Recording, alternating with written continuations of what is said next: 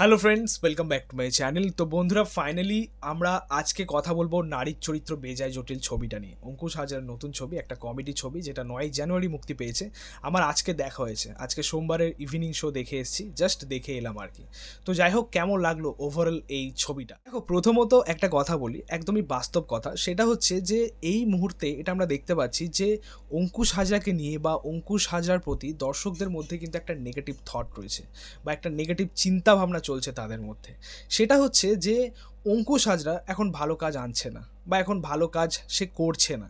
মানুষের মধ্যে না একটা নেগেটিভ চিন্তাভাবনা এই মুহূর্তে দেখতে পাচ্ছি, যে কারণে দর্শক আর অঙ্কুশ হাজরার ছবি দেখতে যাচ্ছে না। আজকে কেন বলছি কথাটা, আজকে যখন আমি ছবিটা দেখতে গেলাম, আজকে সোমবারের মার্কেট, এটাও ঠিক সোমবারের মার্কেট, তবুও একটা 50% অডিয়েন্স তো থাকবে সিনেমা হলে। আজকে আমরা হাতে গোনা জাস্ট 10-12টা অডিয়েন্স ছিল আর কি সিনেমা হলে। নারীর চরিত্র বেজায় জটিল ছবিটা দেখছিলাম আমরা।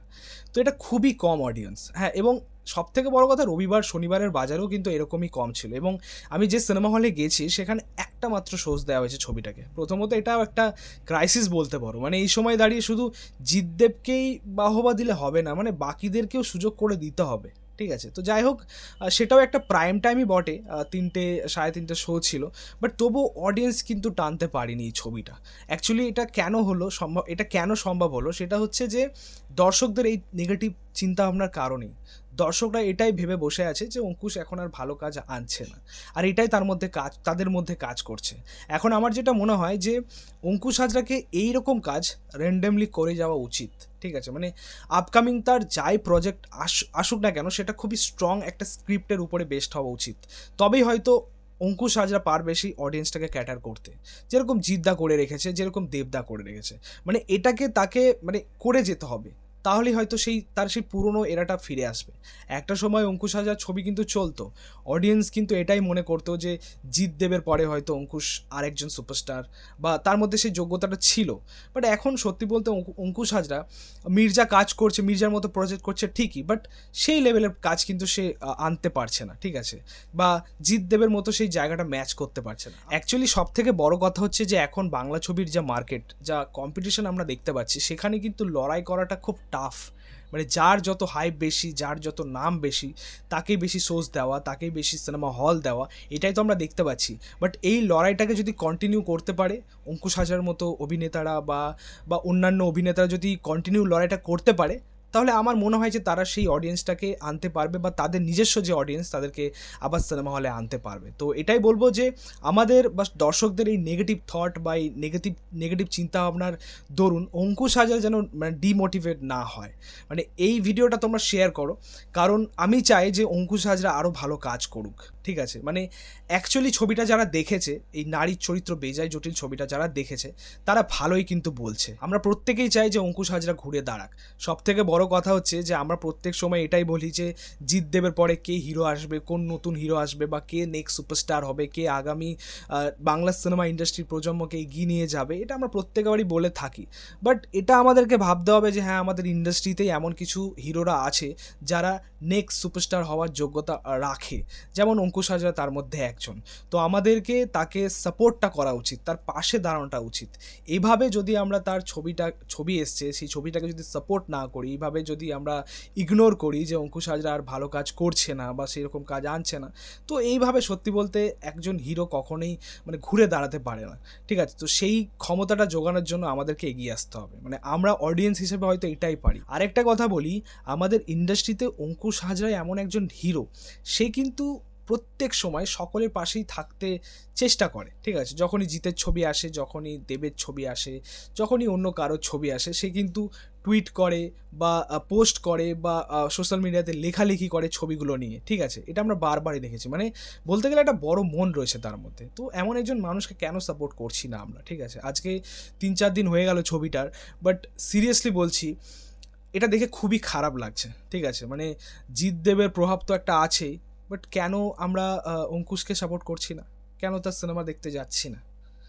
তো যাই হোক, আমরা তাকে একদমই ডিমোটিভেট করতে চাই না। আমরা হয়তো এই ভিডিওর দ্বারা আমি এটাই বলতে চাই যে আগামী দিনে সে আরও বড় কাজ করে যাক, এইভাবেই কাজ করে যাক, আমরা সবসময় অঙ্কুশ হাজরার সাথে আছি। তো যাই হোক, এবার আমরা কথা বলি ছবিটা নিয়ে। ছবিটা আলটিমেটলি কেমন হলো? দেখো, ছবিটা নিয়ে আমি বেশি কিছু বলবো না, জাস্ট একটাই কথা বলবো যে ছবিটা খুব মজাদার একটা ছবি, খুব ভালো এন্টারটেনিং একটা ছবি। ফ্যামিলি নিয়ে ছবিটা দেখতে যাও, খুব ভালো লাগবে, সকলেরই খুব ভালো লাগবে। আরেকটা কথা বলি, এই ছবিটা এমন একটা ছবি না, অঙ্কুশ হাজরার উচিত ছিল কোনো ফেস্টিভ্যাল দেখে রিলিজ করা। সেটা পুজো হতে পারতো বা বা বা ক্রিসমাস হতে পারতো, ঠিক আছে? মানে এই সময় দাঁড়িয়ে ওই ছুটির মরশুমটা খুব কম পাওয়া যায়। এটা যেহেতু একটা বলতে পারো যে কোনো রকম সেরকম বড় হলিডে নেই বা বড় ফেস্টিভ্যাল নেই, এই জন্য ছবিটা হয়তো এরকম পারফরমেন্স করছে। বাট আমার যেটা মনে হয় যে এমন একটা ছবি, এটা ক্রিসমাসে যদি রিলিজ করা যেত হয়তো আরও বেটার চলতো, আরও বেটার, মানে এখন যা পারফরমেন্স দিচ্ছে তার থেকে ভালো চলতো আর কি।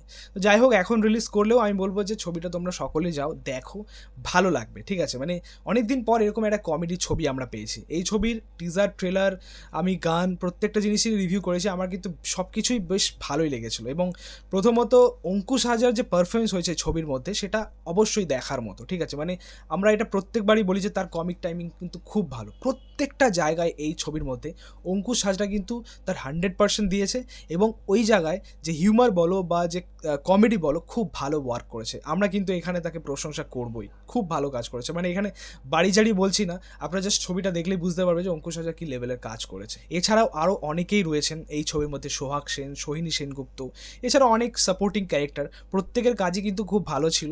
আরেকটা কথা বলবো যে এই ছবিতে অঙ্কুশ হাজরা এবং ঐন্দ্রিলা সেনের যে কেমিস্ট্রি, সেটা কিন্তু খুব ভালো ওয়ার্ক করেছে। মানে মির্জার থেকেও বেটার ছিল আর কি এই ছবির মধ্যে তাদের কাজ। ঐন্দ্রিলা সেনের কাজের মধ্যে অনেকটা ডিফারেন্স দেখতে পেলাম, খুব ভালো লাগলো। সিরিয়াসনেস ছিল, একটা ম্যাচিওর ভাব ছিল, যেটা দারুণ লেগেছে আর কি।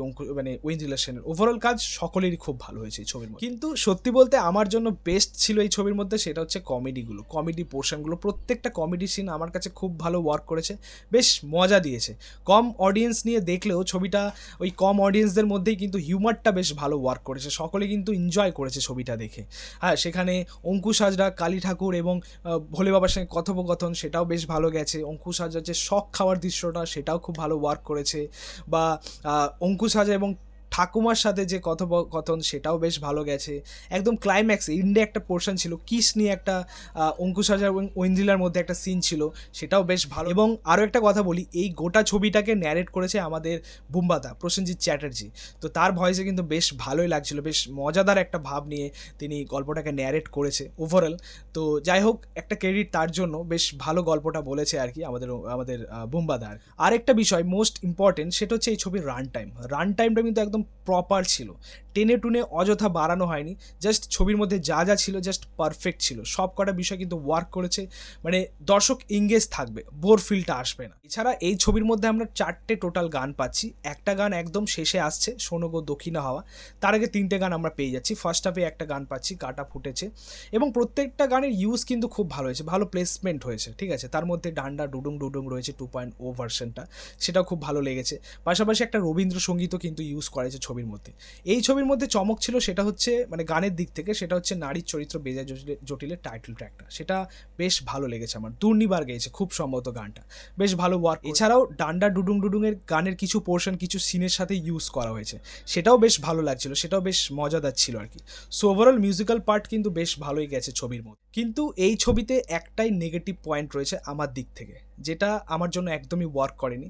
অ্যাকচুয়ালি সেটা আরও ভালো হতে পারতো, আরও বেটার হতে পারতো। সেটা হচ্ছে এই ছবির ক্লাইম্যাক্স। অ্যাকচুয়ালি ছবির ট্রেলারে যেটা সবথেকে ভালো ওয়ার্ক করেছিল সেটা হচ্ছে টুইস্টটা, যেটা একটা ব্লাস্টের দৃশ্য আমরা দেখেছিলাম। তো সেটাই কিন্তু এই ছবির একটা দুর্বল বিষয় হয়ে দাঁড়িয়েছে, ঠিক আছে? টুইস্টটা কিন্তু একদম ওয়ার্ক করেনি, ক্লাইম্যাক্সটা অন্যরকম ভাবা উচিত ছিল আর কি, মানে আরও বেটার হতে পারতো। আরেকটা কথা, ক্লাইম্যাক্সে একটা মানে সত্যি বলতে গল্পটা শিফট হয়ে যাচ্ছে একদম ইমোশন দিকে, ঠিক আছে? তো সেখানে একটা গান ডিমান্ড করছিল, মানে একটা স্যাড সং, সেটার কিন্তু মিস ছিল আর কি ছবির মধ্যে, সেটার খুবই প্রয়োজন ছিল ছবির মধ্যে। তো সেটা কিন্তু আমরা পাইনি। তো যাই হোক, ক্লাইম্যাক্সটা আমার জন্য ওয়ার্ক করেনি, সেটা আরও বেটার হতে পারত। তবে এই ছবিটা কিন্তু একদমই ফেলে দেওয়ার মতো নয়, ছবিটা অবশ্যই তোমাদেরকে এনজয় দেবে, তোমরা ছবিটা দেখতেই পারো। এবার আমরা এই ছবির গল্পটা নিয়ে কথা বলি একদম ছোট করে। ট্রেলারে আমরা দেখেছি যে এই ছবিতে অঙ্কুশ হাজরার যে রোলটা, একজন ইভেন্ট ম্যানেজারের রোল, ঠিক আছে? পাশাপাশি সে একটা বরদানও পাচ্ছে ভগবানের কাছ থেকে, মা কালীর কাছ থেকে একটা বরদান পাচ্ছে যে সে মেয়েদের মন পড়তে পারবে, ঠিক আছে? তো এই যে পাওয়ারটা সে কীভাবে ইউজ করছে, সেটা তার কাছে লাভজনক হচ্ছে নাকি ক্ষতিকারক কিছু হচ্ছে। তো এই নিয়েই ছবির গল্প। এর থেকে বেশি জানতে হলে তোমাদেরকে ছবিটা গিয়ে দেখতে হবে সিনেমা হল। তো যাই হোক, এই ছিল বলার নারীর চরিত্র বেজায় জটিল ছবিটা নিয়ে। তোমরা যারা ছবিটা দেখেছো এখনো পর্যন্ত তোমাদের কেমন লেগেছে সেটা কিন্তু অবশ্যই কমেন্টে জানিও, এবং যারা দেখোনি অবশ্যই যাও ছবিটা দেখো, ভালো লাগবে। যাই হোক, ভিডিওটা ভালো লাগলে অবশ্যই লাইক কমেন্ট শেয়ার করে দিও, পাশে থেকে সাপোর্ট করো, চ্যানেলটাকে অবশ্যই সাবস্ক্রাইব করে যাও, পাশে থাকা বেল আইকন প্রেস করে দিও পরবর্তী ভিডিওগুলো পাচ্ছ। Thank you.